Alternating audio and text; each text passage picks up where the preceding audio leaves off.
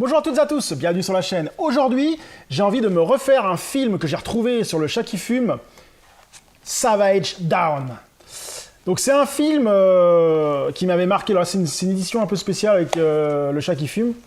Alors le chat qui fume, je suis assez déçu de ces rééditions, pas au niveau physique, pas au niveau qualité, ça c'est très bien fait, c'est au niveau film. Ils rééditent des films qui n'ont pas grand intérêt. Entre Mutronix que j'avais fait la dernière fois, Demon Wings, et maintenant Savage Down. Alors j'espère que Savage Down va relever le niveau, parce que pour l'instant, dans ma tête, c'était des films corrects, mais en fait, c'est des nanars.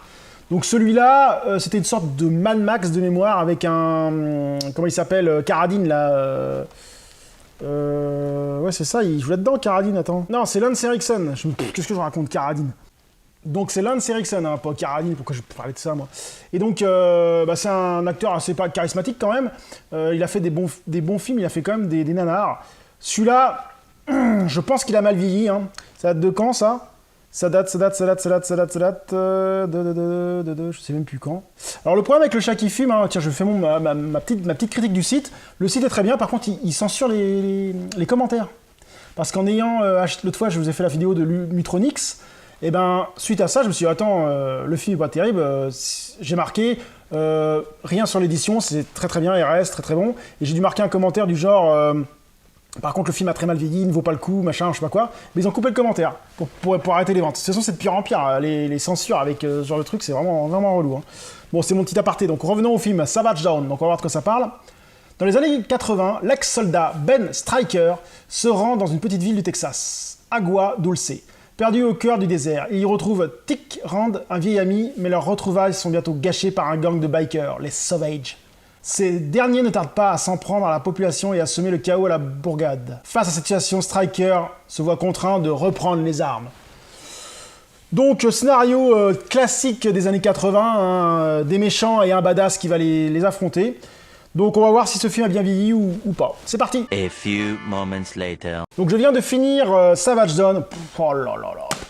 Nanarland est parmi nous, Mais le chat qui fume a arrêté de rééditer des films comme ça, c'est pas possible. Même si la nostalgie est pour nous présente, parce que c'est vrai que c'était un film qui m'a marqué quand j'étais petit, mais laissez-le dans les oublis, ces films-là. Laissez ces films-là dans les oublis. Moi, j'achèterais plus, honnêtement, je vais plus acheter sur le chat qui fume des choses, quoi, parce que putain, oh là là, on se retrouve avec un film complètement nanarlesque, avec un Henriksen, Lance Henriksen, qui est pas crédible du tout, qui joue le badass mais qui n'en a pas la carrure, avec des mecs un peu neuneux en moto. Le scénario est pas si mal que ça, des mecs qui arrivent en ville, ils battent, mais la façon dont c'est tourné, il y a des choses qui sont hallucinantes, quoi. Des murs en papier carton, des mannequins, des explosions avec des mannequins. À un moment, il y a un tank qui écrase une voiture, on voit que c'est un mannequin. Le tank qui traverse un mur, on voit que c'est du papier mâché, en fait. C'est un mur en bois, quoi. Même pas, on voit que c'est des décors, quoi. Et quand il y a une explosion, à un moment, il y a une tour qui explose, on voit que c'est un décor. Enfin, ça, c'est un petit détail parmi tous les gros détails de merde qu'il y a dans ce film.